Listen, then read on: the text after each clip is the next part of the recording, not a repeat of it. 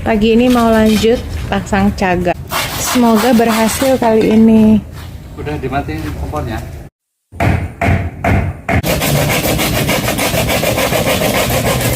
Udah tegak berdiri. Aman ini? Ya.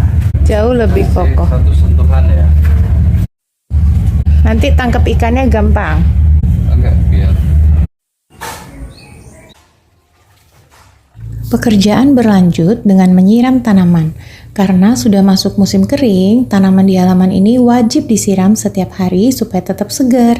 Halamannya lumayan luas ya, jadi memang memakan waktu. Harapan kami ke depannya, semoga bisa membuat sistem penampungan air hujan sederhana, biar bisa lebih hemat untuk nyiram, nyuci, dan keperluan lainnya. Sambil nyiram, biasanya pikiran mulai berkelana, menyusun rencana. Tapi untuk sekarang, rencana pertama yang paling penting tentu saja istirahat sejenak. Selesai beristirahat, pekerjaan berlanjut dengan mengepel teras depan. Area ini emang jadi tempat favorit anak-anak berbulu untuk santai atau sekedar kongko kalau pagar depan sedang dibuka. Jadi mereka tetap aman dan gak akan lari sampai ke jalan, karena sudah ada pagar pembatas yang melindungi. Nah, sementara aku sibuk membersihkan lantai, mereka harus rela mengantre dulu di luar pagar. Sabar ya, Bonita, Claudia. Tunggu sebentar lagi aja sampai lantainya kering dan bersih kembali. Otre. Untuk menu sederhana hari ini, rencananya mau bikin pepes tahu. Karena tahunya nggak terlalu banyak, hanya 1 bungkus aja, jadi cukup melangkah ke kebun untuk mengambil sehelai daun pisang. Rasanya senang banget, nggak perlu repot-repot pergi ke pasar kalau di halaman sendiri sudah tersedia. Tinggal dipanaskan sebentar, daun pisangnya udah siap untuk digunakan. Praktis dan menyenangkan karena langsung dipetik dari pohonnya.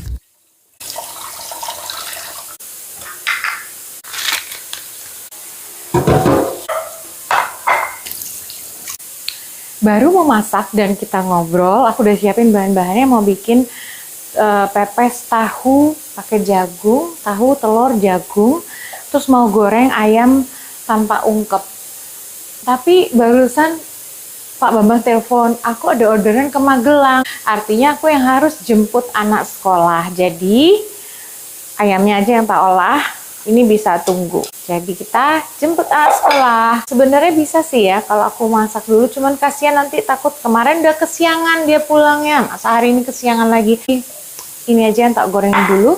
Ayam goreng tanpa ungkep ini gampang banget. Ayam, terus ketumbar bubuk, kunyit bubuk, garam. Kalau suka pakai kaldu bubuk boleh dipakai. 2 sendok makan maizena, aduk-aduk, digoreng langsung gitu, dibolak-balik sesekali aja. Udah. Jadi mau bikin ayam goreng aja. Makan siang hari ini berubah. Ayam goreng tanpa ungkep sama tahu goreng.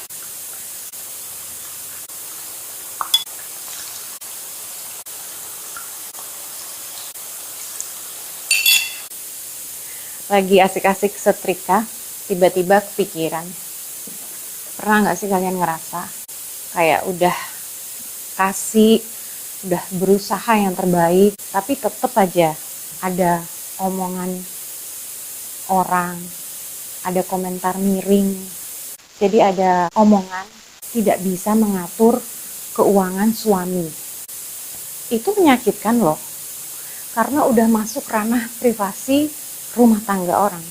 Orang tuh cuma lihat apa yang kita beli, apa yang kita pakai. Padahal kan ada pos-pos lain. Ada pos pengeluaran, ada cicilan yang sudah lunas, ada tabungan masa depan yang kita usahakan. Yang dilihat yang mau dilihat aja gitu loh. Nah, masalahnya kalau orangnya baperan, kayak aku orangnya baperan ya, itu bisa kayak nyalahin diri sendiri, malah jadi beban loh.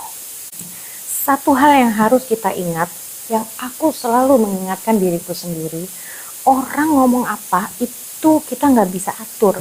Kita nggak bisa atur omongan orang, perlakuan orang sama kita, apa yang dia pikirkan tentang kita, kita nggak bisa atur. Tapi satu hal, suasana hati kita yang atur. Omongan orang itu kayak hujan, kita nggak bisa hentikan.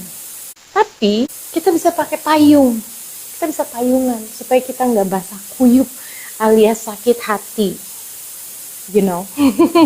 Aku pernah lihat status WhatsApp beberapa teman-temanku, ada yang lagi jalan pagi, ada yang lagi makan es krim.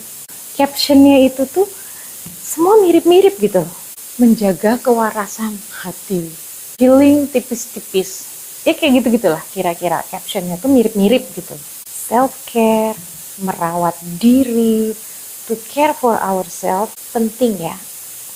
Nggak selalu harus dengan belanja, nggak selalu dengan kayak ke salon. Self-care yang tertinggi itu adalah memberi waktu untuk diri kita sendiri, untuk diam dan mendengarkan aja diri kita dan memvalidasi diri kita berdasarkan kebenaran firman Tuhan. Jadi bukan asal-asalan gitu. Kita harus tahu kita itu berharga. Tuhan tuh sayang sama kita.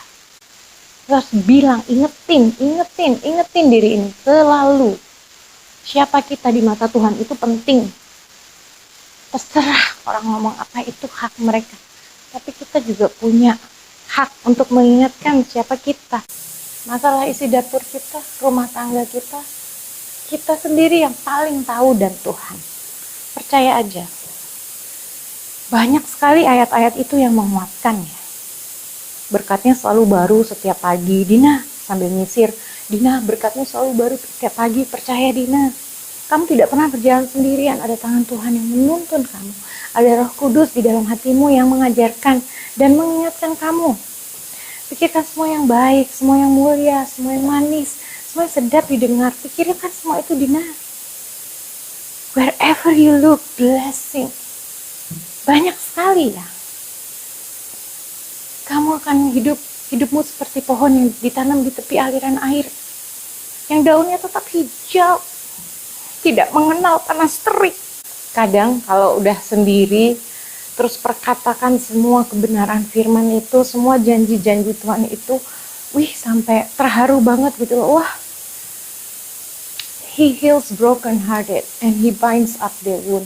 Dia menyembuhkan luka hati dan membalut luka-luka itu. Nama Tuhan adalah menara yang kuat. Kesanalah orang benar berlari dan ia menjadi selamat. Jadi kalau kita tahu apa yang Tuhan pandang tentang kita, orang lain berbicara apapun itu nggak ngaruh ya. Fokus aja ke depan, fokus aja sama kebenaran firman. Dan benar, kita juga harus lakukan yang terbaik. Kita harus berusaha. Aku mengingatkan diriku, kamu juga harus usaha yang terbaik Dina. Aku suka ingetin diriku sendiri gitu, karena omongan orang itu benar-benar bisa mempengaruhi pikiran dan hati kita. Jadi omongan-omongan yang tidak membangun gak perlu jadi fokus kita lah ya. Be still and know that I am God, gitu kata Tuhan. Kita diam, gak usah bales, gak usah argue, gak ada guna. Tenang, diam, pikirkan semua yang manis, semua yang benar, semua yang mulia, yang sedap didengar. Tunggu aku ambil, lu masih banyak loh. Jadi itu ya, luangkan waktu untuk diri sendiri. Sesederhana, berkebun, masak mungkin. Atau salah satu favoritku, tulis-tulis jurnal. Yang paling tahu kapasitas kita, ya kita sendiri. Dan Tuhan. Orang lain bebas, kita juga bebas. Ngomongin jurnal, kok ada beberapa, banyak sih ya sebenarnya. Aku tunjukin beberapa ya, tunggu. Ini dia beberapa. Sebagian aja sih, contoh ya. Rabu 14 September 2011. Nggak punya jiwa seni istilah manusianya, tapi Dina yakin kalau Dina rajin dan mau terus berkarya, dan pasti Tuhan berkati. Macam-macam di isinya ya. Nah, terus ada lagi. Kadang-kadang aku nggak tahu mau nulis apa, aku tulis lagu loh. Maksudnya bukan aku mengarang lagu, aku tulis lagu, kupercayakan janjimu. Tak sedikit pun aku ragu. Satu hal ku tahu buat janjimu, tak akan pernah lekang oleh waktu, pasti digenapi, kayak begitu. Mengapa engkau tertekan, hai jiwaku, dan gelisah di dalam diriku? Berharaplah pada Tuhan, sebab aku akan bersyukur lagi kepadanya. Penolongku dan Allahku. Itu Mazmur. Banyak aku tulis-tulis kayak gitu ya. meluapkan isi hati. Ini kan isinya juga doa-doa, banyak doa-doa pribadi kayak gitu. Kadang-kadang kayak gini aku baca lagi ulang yang bertahun-tahun tuh kayak wow. Kalau kita bacanya tuh sesudah lama gitu, terus kita buka, terus kita baca lagi. Pada saat itu kan suasana hati kita kayak gimana? Tulis, nggak usah mikir, tulis saja. Udah tutup, udah lega, udah nangis, udah doa, udah nyanyi juga, sambil nulis, sambil nyanyi, sambil doa, semuanya. Setelah bertahun-tahun dibuka itu kayak, wow. Jadi pada saat senang ya tulis, sedih ya tulis, semua rencana ya tulis, keinginan ditulis, macam-macam ditulis. Baca lagi sekali. Ini 2020 ini, pintu-pintu terbuka bukan karena kita, tapi karena penyertaan Tuhan. Ku tulis harapanku, keinginanku, kerinduanku, kesemuaku, apa yang dalam hatiku, tulis saja. Tulis saja. Pasti ada jawaban. Cek hati kita. Jangan menghakimi diri sendiri. Kayak gitu loh aku nulis. Oh ini tuh berkat-berkat semua kebaikan Tuhan aku tulis. Nggak kerja 7 bulan tahu-tahu bisa jahit. Ketika mau melayani refreshment di gereja, Tuhan sediakan pekerjaan. Nggak ada uang sama sekali, datang aja ke Kersel. Kersel tuh kayak Komsel di tempat Mbak Moren. Buka Bible ada uang $100. Kenceng banget. Mama telepon pagi-pagi, ini aku masih di Miami. Mama telepon pagi-pagi, emergency, ada jemaat sakit minta didoakan. Ternyata nggak ada pendeta, jadi mereka minta majelis yang adalah mamaku.